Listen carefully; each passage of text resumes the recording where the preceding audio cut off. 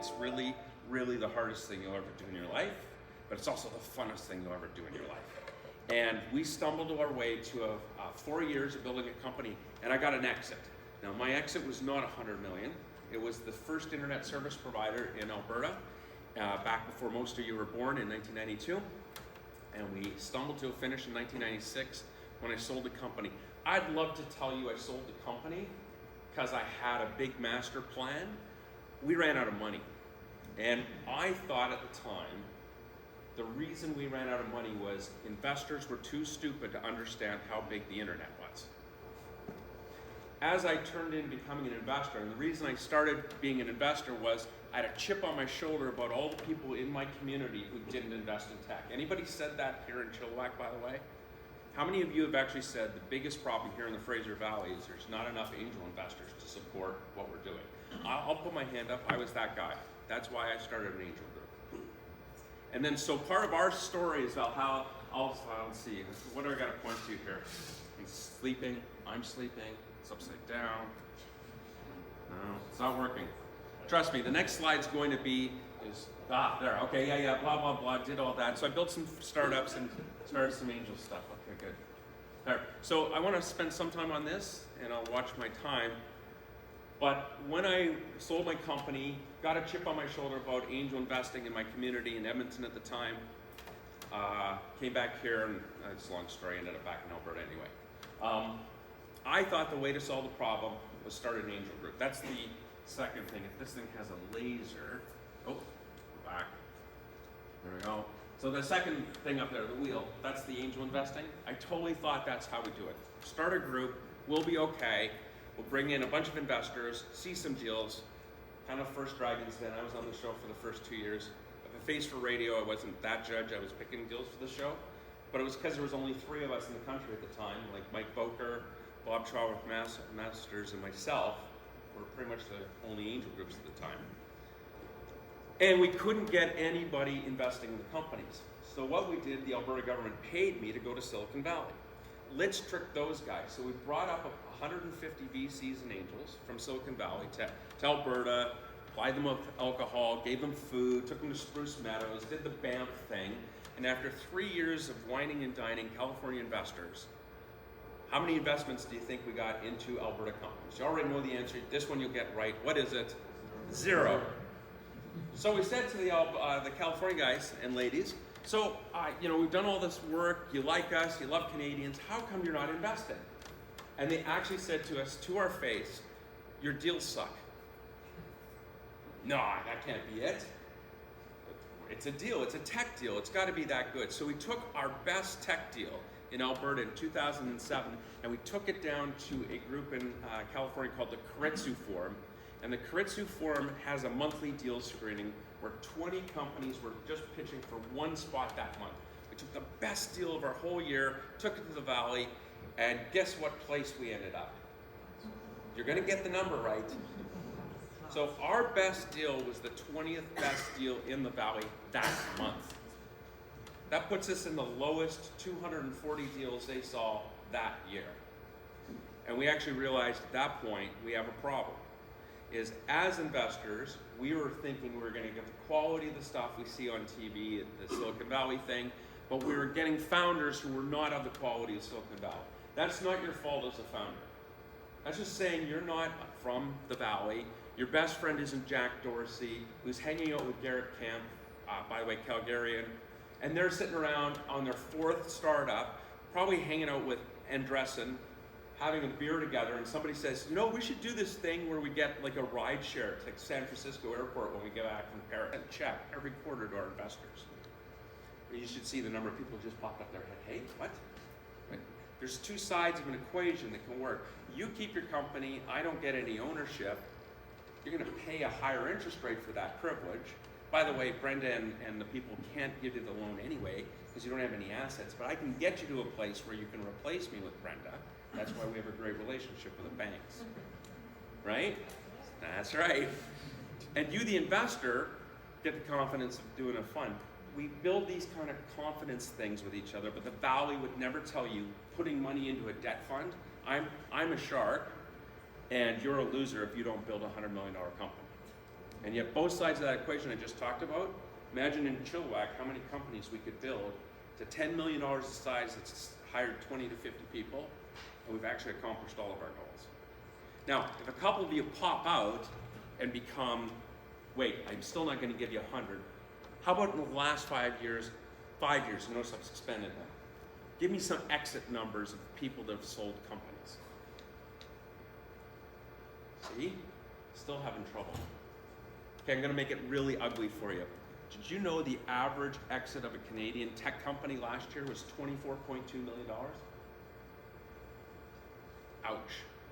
How many of you are raising around in front of angel investors right now where the raise is somewhere between 8 and 11 million valuation?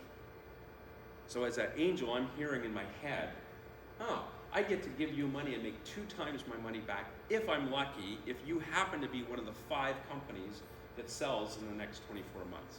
The whole equation's done wrong. So our whole point is we teach people about the relationship between capital and money.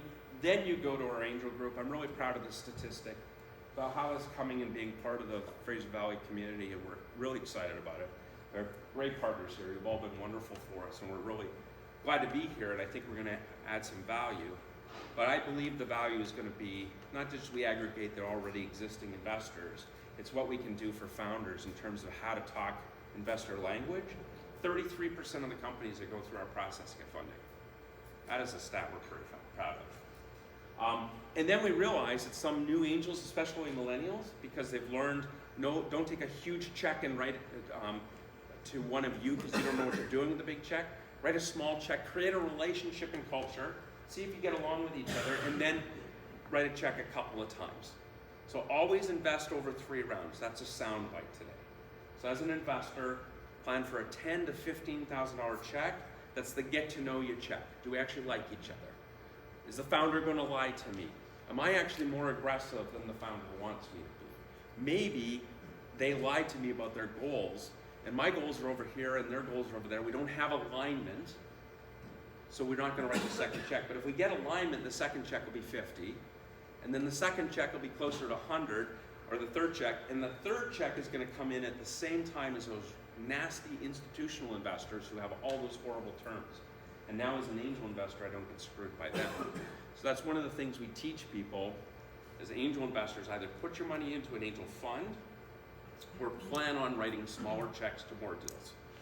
And then we also learned that the only way to get your money back, this is an investor, by the way, I've been doing this for 15 years, just dawned on me about 6 years ago, wait a minute, I haven't got anybody giving me my money back.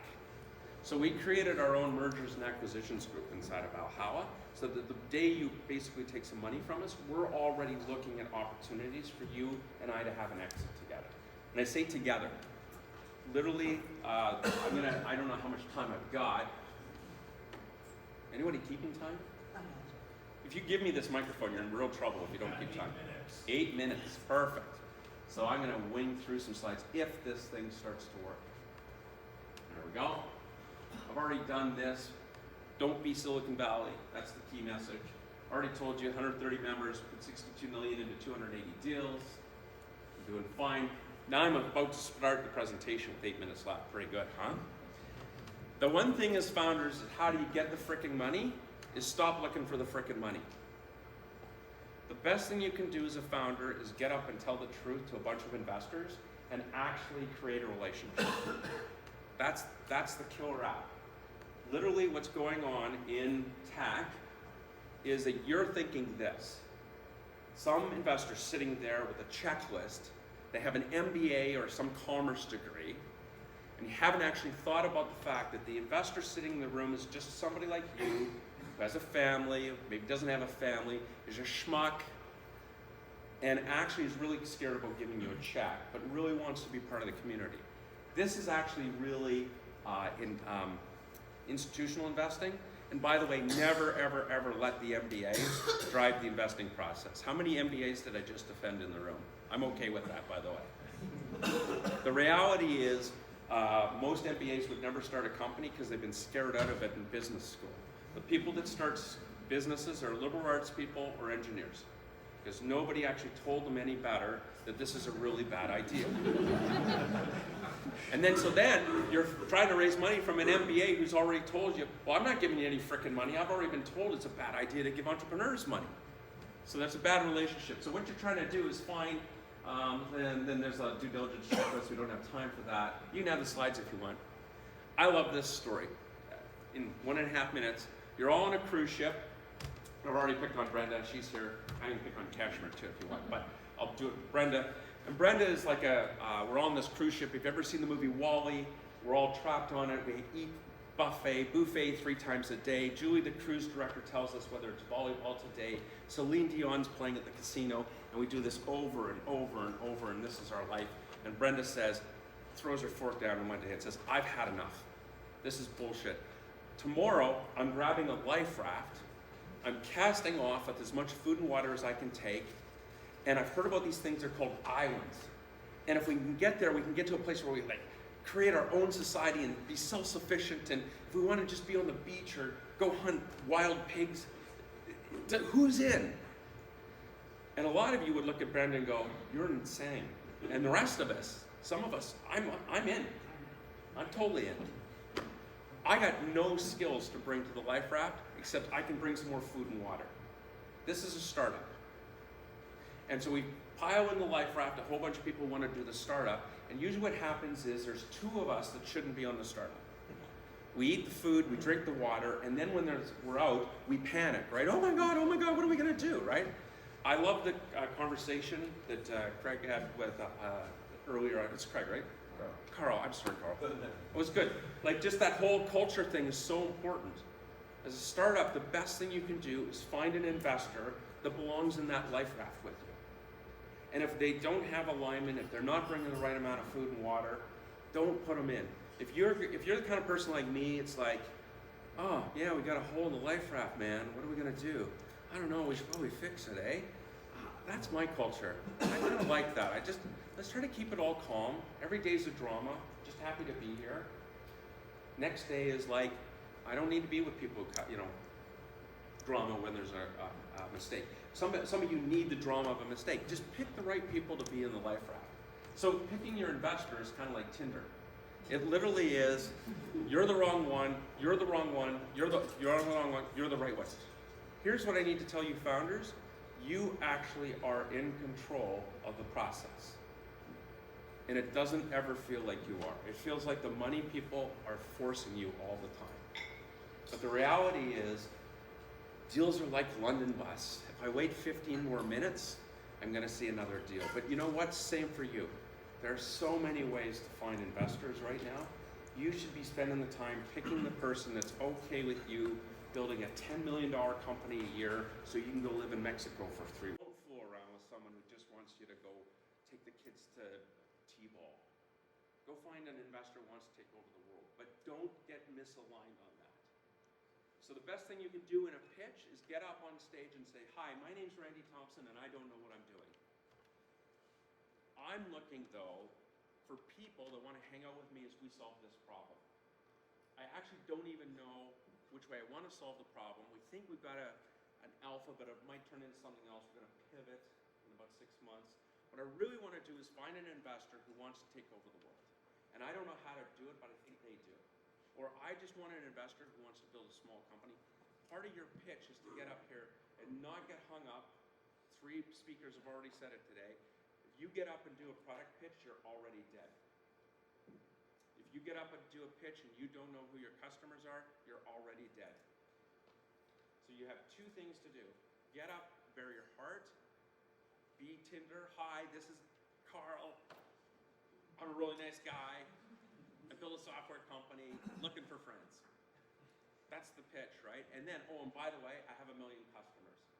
That's the way to an investor's heart. So as I'm running out of time, I'm supposed to show you that you're supposed to talk about 6 things. So if you took a picture today, as a founder, there's 6 things that you should be planning to talk about in either 40 seconds, 2 minutes, or 10 minutes. Yeah, there. This is the one slide you're supposed to take a picture of.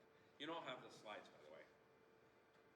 You can stand up on stage and say, first off, my name is, I have this product.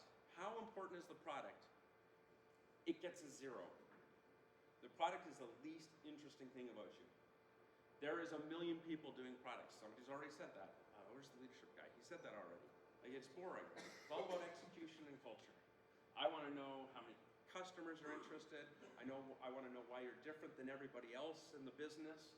I want to know by the way, you're all going to lie to me and say you have a great team. A great team is Jack Dorsey, Garrett Camp, and Dressen hanging around building Uber. 3 of you who've never done a startup and barely held a job in Chilliwack does not count as a great team. Okay? One of the things you should be saying as a team is that, hey, we really need help here. We really already suck, but we could, suck less if somebody who actually knew finances came and joined the team. That's a really good slide to suck an investor in when you say, here's where we need help. I totally know where I need help, right? And then the deal, I'm not going to show you this, but the problem you have is all your investors know this slide and you don't. You're going to raise money 6 times. You're going to get diluted every round at 25%. I know exactly how much money goes in at each round. I know why the valuations have to be that number. I'm about to get kicked off stage. I can give you that. The last thing I want to do is don't be a zombie, which is a company. I don't lose businesses. My companies actually never die. That's the worst news I have. I'm now in 70 deals, the slide's old. I've only had 6 companies die. Problem is I've only had 6 companies also give me an exit. That means I have over 52 zombies. They won't die, they won't grow up, but the CEO's got a great car. They're making $150,000 a year. Their business is probably doing $3 million, and their expenses are about 2.8. That is an investor's worst nightmare, and 80% of you are going to end up there. So that's why these formulas become super important to us. And my last slide, that's my thesis. I already talked about that. I want to show you my heart. The exit, I'm supposed to tell you, I already know, by the way, how an exit works. If I had time, I'd go through this slide and tell you how you're only going to get 7% of your exit, and you'll know I'm telling you the truth. And by the way, everybody who has debt, the bankers already know this. When you have an exit, who gets paid first, Brenda? The bankers get paid first. So interestingly, if you lend debt to a company, you as an investor get higher up the food chain, while the equity people get paid at the end.